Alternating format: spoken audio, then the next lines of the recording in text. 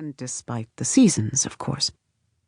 Once Lorists came only from a race called Regwo, West Coasters, who had sallow reddish skin and naturally black lips, and who worshipped the preservation of history the way people in less bitter times worshipped gods. They used to chisel stone lore into mountainsides and tablets as high as the sky, so that all would see and know the wisdom needed to survive. Alas, in the stillness, destroying mountains is as easy as an Origin toddler's temper tantrum. Destroying a people takes only a bit more effort. So Lorists are no longer Regwo, but most of them tint their lips black in the Regwo's memory. Not that they remember why anymore. Now it's just how one knows a Lorist. By the lips, and by the stack of polymer tablets they carry, and by the shabby clothes they tend to wear, and by the fact that they usually do not have real comm names. They aren't comm-less, mind. In theory, they could return to their home comms in the event of a season, although by profession they tend to wander far enough to make returning impractical.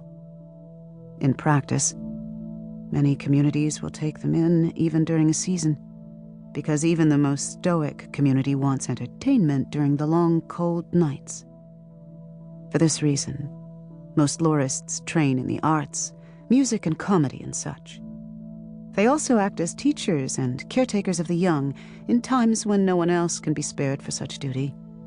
And most importantly, they serve as a living reminder that others have survived worse through the ages. Every comm needs that. The Lorist who has come to Turimo is named Renthri Lorist Stone. All Lorists take the comm name Stone, and the use name Lorist, it being one of the rarer use castes. She is mostly unimportant, but there is a reason you must know of her. She was once Renthri breeder Tentik, but that was before she fell in love with a Lorist who visited Tentik and seduced the then young woman away from a boring life as a glassmith. Her life would have become slightly more interesting if a season had occurred before she left, for a breeder's responsibility in those times is clear. And perhaps that, too, is what spurred her away. Or maybe it was just the usual folly of young love. Hard to say.